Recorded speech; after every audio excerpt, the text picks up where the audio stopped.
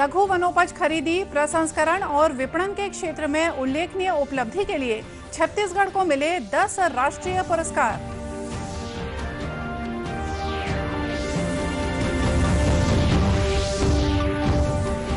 देश में अब तक 49 करोड़ 53 लाख से ज्यादा कोविड रोधी टीके लगाए जा चुके हैं। छत्तीसगढ़ में कल 5 जिलों में कोरोना संक्रमण के एक भी मामले सामने नहीं आए।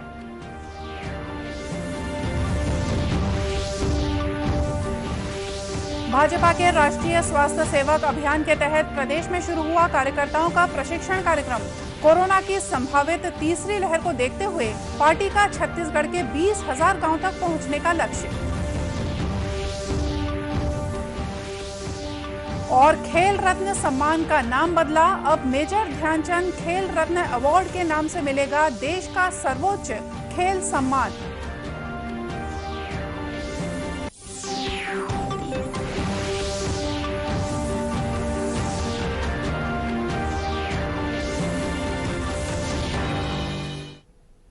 नमस्कार, आप देख रहे हैं दूरदर्शन समाचार। मैं हूं मोनिका शर्मा और आइए अब देखते हैं समाचार विस्तार से। प्रदेश के लघु वनोपज संग्राहकों को अधिकतम लाभ पहुंचाने के लिए चलाई जा रही वनधन योजना और न्यूनतम समर्थन मूल्य पर लघु वनोपजों की खरीदी, प्रसंस्करण और विपणन के क्षेत्र में राष्ट्रीय स्तर पर उत्कृष्ट प्रदर्शन के लिए छत्तीसगढ़ ने 8 उपवर्गों में प्रथम पुरस्कार हासिल किया है। वहीं नवाचार और नव उत्पाद के क्षेत्र में भी छत्तीसगढ़ 2 राष्ट्रीय पुरस्कारों का हकदार बना है। भारतीय जनजातीय सहकारी विपणन संघ मर्यादित नई दिल्ली ट्राइफेड द्वारा विभिन्न राज्यों के प्रदर्शन के आधार पर इन पुरस्कारों की घोषणा की गई है। प्रदेश में लघु वनोपजों के संग्रहण का कार्य छत्तीसगढ़ राज्य लघु वनोपज संघ द्वारा किया जा रहा है। इस उपलब्धि के लिए मुख्यमंत्री भूपेश बघेल और वन मंत्री मोहम्मद अकबर ने वन विभाग, राज्य लघु वनोपज संघ के अधिकारियों और कर्मचारियों, संग्रहण और प्रसंस्करण कार्य में लगे हुए स्व सहायता समूहों और वन समितियों के सदस्यों को बधाई दी है। भारत शासन की राशि से अधिकतम मूल्य की लघु वनोपज के क्रय वर्ग में छत्तीसगढ़ को प्रथम पुरस्कार दिया जाएगा। छत्तीसगढ़ में इस योजना में 180.51 करोड़ रुपए मूल्य की वनोपजों की खरीदी की गई है। लघु वनोपजों के क्रय वर्ग में छत्तीसगढ़ को 1,173 करोड़ रुपए मूल्य की वनोपजों की खरीदी के लिए प्रथम पुरस्कार मिला है। साथ ही वनधन योजना के अंतर्गत अधिकतम सर्वेक्षण पूरा करने के वर्ग में भी छत्तीसगढ़ को प्रथम पुरस्कार मिला है। गौरतलब है कि छत्तीसगढ़ का 44% वन परिक्षेत्र है। यहाँ रहने वाले वनवासियों की आजीविका का मुख्य साधन लघु वनोपज संग्रहण है। इसे देखते हुए राज्य सरकार ने 52 लघु वनोपजों को समर्थन मूल्य खरीदी योजना के अंतर्गत शामिल किया है, ताकि वनोपज संग्रहणकर्ताओं को इसका समुचित मूल्य मिल सके। देश में कोविड संक्रमण के मद्देनजर टीकाकरण अभियान जोर शोर से जारी है। राष्ट्रव्यापी टीकाकरण अभियान के तहत अब तक 49 करोड़ 53 लाख से ज्यादा टीके लगाए जा चुके हैं। स्वास्थ्य मंत्रालय के अनुसार कल 57,97,000 से ज्यादा कोविड के टीके लगाए गए। वहीं 41,000 से ज्यादा मरीज स्वस्थ भी हुए। देश में कोविड से स्वस्थ होने की दर 97.36% हो गई है। पिछले 24 घंटों के दौरान देश में 44 लाख से ज्यादा नए मरीजों की पुष्टि हुई है, जो कुल संक्रमितों का 1.30% है। इधर छत्तीसगढ़ की बात करें तो यहां कल कोविड संक्रमण के 114 मामले सामने आए। वहीं 44,000 से ज्यादा सैंपलों की जांच की गई। प्रदेश की औसत पॉजिटिविटी दर 0.2% पहुंच गई है। प्रदेश में 4 अगस्त को 5 जिलों राजनांदगांव, बेमेतरा, कबीरधाम, मुंगेली और गौरेला, पेंड्रा, मरवाही में कोरोना संक्रमण का एक भी मामला सामने नहीं आया। उधर कोविड टीकाकरण के लिए सार्वजनिक क्षेत्र की कंपनियां भी सामने आई हैं। एसईसीएल ने कोविड टीकाकरण के लिए अपना मेडिकल इंफ्रास्ट्रक्चर मुहैया कराया है।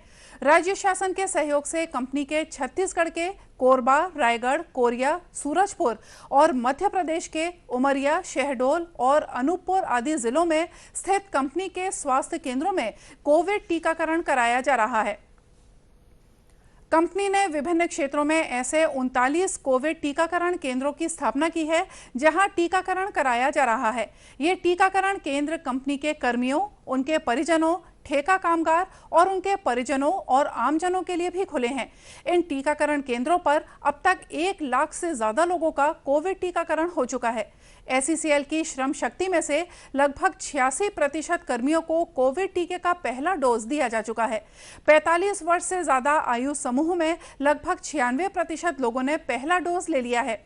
SCCL के जनसंपर्क अधिकारी सनीश चंद्रा ने बताया कि SCCL 17 कोविड केयर सेंटर संचालित कर रही है। ये आम नागरिकों के लिए भी खुले हैं।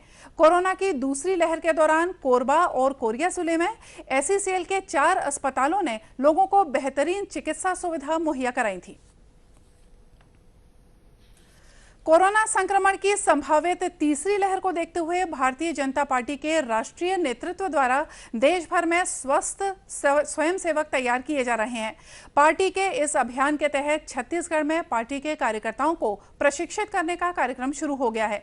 भारतीय जनता पार्टी के प्रदेश कार्यालय कुशाभाऊ ठाकरे परिसर में पार्टी की राष्ट्रीय महामंत्री डी पुरंदेश्वरी, प्रदेश अध्यक्ष विष्णुदेव साय और प्रदेश महामंत्री संगठन पवन साय की मौजूदगी में आज कार्यकर्ताओं का प्रशिक्षण कार्यक्रम आयोजित किया गया।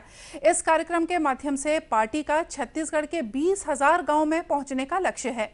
प्रशिक्षण कार्यक्रम में पहुंचे प्रदेश संयोजक विमल चोपड़ा ने बताया कि प्रशिक्षित 50,000 कार्यकर्ता प्रदेश के गांव-गांव जाएंगे और कोरोना से बचाव से संबंधित महत्वपूर्ण जानकारियां लोगों तक पहुंचाएंगे।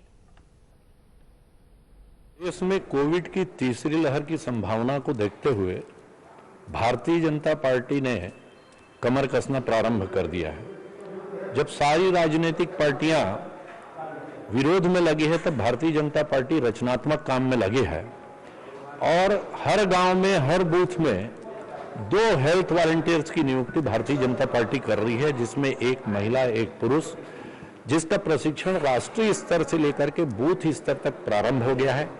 आज प्रदेश स्तरीय प्रशिक्षण का कार्यक्रम यहाँ प्रारंभ हुआ है। हर बूथ में 2 वॉलंटियर्स। इस हिसाब से पूरे देश में यदि हम देखेंगे तो 2 लाख गांव हैं, तो करीब करीब शहर और गांव मिलाकर के 5 लाख वॉलंटियर्स जो हैं पूरे देश भर में। उसमें यहाँ जो हमारे हैं छत्तीसगढ़ में 20,000 गांव में करीब करीब 50,000 वॉलंटियर्स जो हैं वो उतारे जाएंगे। गौरतलब है कि पार्टी का लक्ष्य 4 लाख स्वयंसेवकों को प्रशिक्षण देकर देश के 2 लाख गांव तक पहुंचना है। इसके लिए राष्ट्रीय स्तर से लेकर गांव और बूथ स्तर तक स्वास्थ्य प्रशिक्षक और स्वास्थ्य स्वयंसेवकों को प्रशिक्षित किया जा रहा है। प्रशिक्षित कार्यकर्ता लोगों को कोरोना की सामान्य जानकारी देने के साथ ही कोविड अनुकूल व्यवहार करने की सलाह देंगे। इसके अलावा रोग प्रतिरोधक क्षमता बढ़ाने और प्राथमिक उपचार जैसी जानकारियां भी मुहैया कराएंगे। कोरिया जिले में दुर्लभ ऐतिहासिक बहुमूल्य धरोहर फॉसिल यानी जीवाश्मों को विश्व मानकों के आधार पर संरक्षित करने की कार्ययोजना तैयार की जा रही है। इसके लिए विशेषज्ञों की एक टीम मनेन्द्रगढ़ हसदेव नदी तट पर उपलब्ध फॉसिल के शोध के लिए पहुंची है। छत्तीसगढ़ के वरिष्ठ IFS अधिकारी अपर प्रधान वन संरक्षक अरुण पांडे की पहल पर 3 अलग-अलग संस्था की टीम मनेन्द्रगढ़ पहुंच गई है। इनमें Birbal Sahni institute, palaeo science Lucknow, geological survey of India, Pandit Ravishankar विश्वविद्यालय रायपुर का जियोलॉजिकल विभाग शामिल है। विशेषज्ञों की देखरेख में हसदेव नदी तट पर नए फॉसिल की तलाश में खुदाई चल रही है। इस दौरान मिट्टी में दबे हुए नए फॉसिल बेड भी मिल रहे हैं। Birbal Sahni institute, palaeo science Lucknow के वैज्ञानिक डॉक्टर सुरेश पिल्लई ने बताया कि यहां मौजूद फॉसिल के लगभग 290 करोड़ वर्ष प्राचीन होने के प्रमाण मिल रहे हैं। क्योंकि उस समय खेमगांव बोल की जगह से समुद्र का आगमन हुआ और वो मनेन्द्रगढ़ तक आया था और यहाँ उसका अवशेष मिले हैं। तो ये शो करता है कि यहाँ समुद्र आया था 290 करोड़ साल पहले। अब हम लोग फ्यूचर में ये करना चाहते हैं कि यहाँ का लोगों को एक अवेयरनेस क्रिएट करना, इसका इम्पोर्टेंस समझाना, इसको जियोलॉजिकल एस्पेक्ट से समझाना। ये धरोहर इंडिया में एक की मात्र धरोहर है जो कि मैराइन का सिग्नेचर दिखा रहा है, वो भी इतनी पुराने साल का। तो इसकी बहुत महत्व है और ये नेशनल लेवल में नहीं, इंटरनेशनल लेवल में भी इसका बहुत महत्व है। वहीं अपर प्रधान वन संरक्षक अरुण पांडे ने बताया कि मनेंद्रगढ़ जैव विविधता पार्क को विश्व मानकों के आधार पर संरक्षित कर इसे पर्यटक स्थल के रूप में विकसित करने की योजना है। में ही जियोलॉजिकल सर्वे ऑफ इंडिया ने नेशनल जियोलॉजिकल मॉन्यूमेंट घोषित किया था। तब से यहाँ के जो स्थानीय लोग हैं वो भी लगातार प्रयास करते रहे हैं और इस क्रम में बायोडायवर्सिटी बोर्ड के द्वारा पहल की गई और Birbal Sahni institute of palaeo science Lucknow और geological survey of India Calcutta और रायपुर के वैज्ञानिकों को बुलाया गया है। डॉक्टर बोधनकर भी हैं जो कि जियोलॉजी रविशंकर यूनिवर्सिटी के एचओडी हैं। तो यहाँ पर एक तो नए फॉसिल बेड्स की खोज की जा रही है और जिन पत्थरों में फॉसिल्स हैं उनको संरक्षित रखने के लिए एक एक्शन प्लान इसका बनाया जा रहा है। मनेंद्रगढ़ में मिल रहे करोड़ों वर्ष प्राचीन फॉसिल का विशेषज्ञ विस्तृत अध्ययन कर रहे हैं ताकि अंतर्राष्ट्रीय स्तर पर इसे धरोहर के रूप में संरक्षित किया जा सके। डॉक्टर किरणमयी नायक की अध्यक्षता में छत्तीसगढ़ राज्य महिला आयोग का पिछले 1 साल का कार्यकाल उपलब्धियों भरा रहा। पिछले 6 महीने के दौरान आयोग ने 26 जिलों में 62 जन सुनवाई में 1400 से ज्यादा मामलों की सुनवाई की और 34% मामले पूरी तरह निराकृत किए। आयोग के अध्यक्ष डॉक्टर किरणमयी नायक ने पत्रकारों को बताया कि लॉकडाउन के दौरान आयोग के सामने अधिक मामले सामने आए जिसकी आयोग ने सुनवाई की। लॉकडाउन के दौरान पीड़ित महिलाओं को टेलीफोनिक माध्यम से भी राहत पहुंचाई गई। कई मामलों में आयोग ने खुद संज्ञान लेकर कार्रवाई की।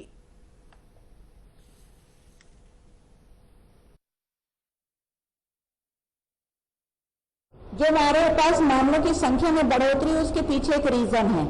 वो रीजन ये है कि इस पूरे लॉकडाउन में आप यदि कोर्ट में आप में से कोई जाते हैं कोर्ट बीच में तो आपको पता होगा कि लगभग 1.25 साल से अधिक समय हो गया कोर्ट में कोई रेगुलर सुनवाई नहीं हो रही है। मेंटेनेंस के मामलों में भी कार्रवाई नहीं हो पा रही है। फिर जब हमारे यहाँ सुनवाई होना शुरू हुआ और मेंटेनेंस अमाउंट भी तय होने लगा और आप सभी साथियों ने उसे पब्लिश भी किया तो महिलाओं का भरोसा बढ़ा और उनको लगा कि हम बिना खर्च के जब यहाँ सुनवाई में हमारे रिलीफ मिल सकता है तो इसलिए हमारे पास संख्याएं आई, केसेस की संख्या बढ़ी। आपको बता दें कि लॉकडाउन के दौरान आयोग ने पीड़ित महिलाओं को राहत पहुंचाने के लिए टेलीफोन के साथ साथ व्हाट्सएप कॉल सेंटर भी शुरू किया था। पर्यावरण संरक्षण और पुलिस परिसर में स्वस्थ वातावरण बनाने के उद्देश्य से बस्तर पुलिस द्वारा इन दिनों पौधारोपण कार्यक्रम चलाया जा रहा है। इस कार्यक्रम को पोदला उर्स्कना महोत्सव नाम दिया गया है। अभियान के तहत बस्तर संभाग के हर थाने और पुलिस परिसरों में पौधे लगाए जा रहे हैं।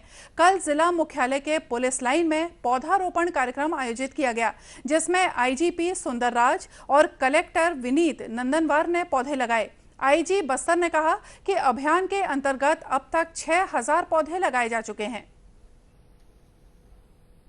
9 अगस्त तक बस्तर संभाग के अंतर्गत सभी पुलिस थाना परिसर, चौकी एवं आवासीय परिसर में एक स्वच्छ एवं स्वस्थ वातावरण निर्मित करने के लिए पोदला उर्स्कना नाम पर एक अभियान संचालित की जा रही है। इस अभियान के तहत सभी जो परिसर में जहाँ उपलब्ध है उसमें वृक्ष लगाने का जो कार्यक्रम की जा रही है। विगत 5 दिन में बस्तर संभाग के अंतर्गत समस्त जिला में लगभग 6000 से अधिक पेड़ पौधा लग चुकी है और आने वाले 3-4 दिन में और भी इसका एक विशाल स्वरूप देकर अधिक से अधिक जो वृक्ष लगाने का हमारा एक अभियान है। गौरतलब है कि बस्तर पुलिस का ये अभियान 1 अगस्त से शुरू किया गया है जो 9 अगस्त तक जारी रहेगा। खेल रत्न पुरस्कार का नाम बदलकर मेजर ध्यानचंद खेल रत्न पुरस्कार कर दिया गया है।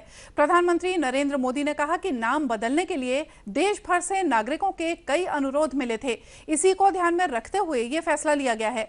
अपने ट्वीट संदेश में श्री मोदी ने कहा कि मेजर ध्यानचंद देश के उन अग्रणी खिलाड़ियों में से एक थे जिन्होंने भारत का सम्मान और गौरव बढ़ाया।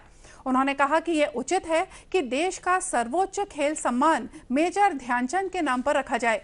टोक्यो ओलंपिक का उल्लेख करते हुए प्रधानमंत्री ने कहा कि पुरुष और महिला हॉकी टीमों ने शानदार प्रदर्शन किया और देश की उम्मीदों पर खरी उतरी।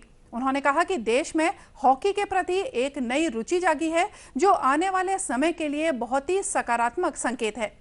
और आइए अंत में देखते हैं मुख्य समाचार एक बार फिर से। लघु वनोपज खरीदी, प्रसंस्करण और विपणन के क्षेत्र में उल्लेखनीय उपलब्धि के लिए छत्तीसगढ़ को मिले 10 राष्ट्रीय पुरस्कार।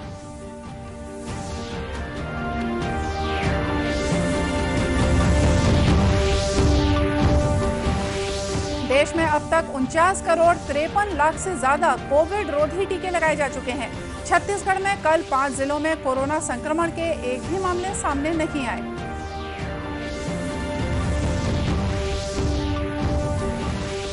भाजपा के राष्ट्रीय स्वास्थ्य सेवक अभियान के तहत प्रदेश में शुरू हुआ कार्यकर्ताओं का प्रशिक्षण कार्यक्रम। कोरोना की संभावित तीसरी लहर को देखते हुए पार्टी का छत्तीसगढ़ के 20,000 गांव तक पहुंचने का लक्ष्य। और खेल रत्न सम्मान का नाम बदला, अब मेजर ध्यानचंद खेल रत्न अवार्ड के नाम से मिलेगा देश का सर्वोच्च खेल सम्मान। और चलते चलते आपको याद दिला दें कि कोरोना से बचाव के लिए मास्क और सैनिटाइजर के साथ ही सोशल डिस्टेंसिंग का भी पालन करें। कोरोना को हराना है, मास्क जरूर लगाना है। और इसी के साथ हमको दीजिए इजाजत। नमस्कार।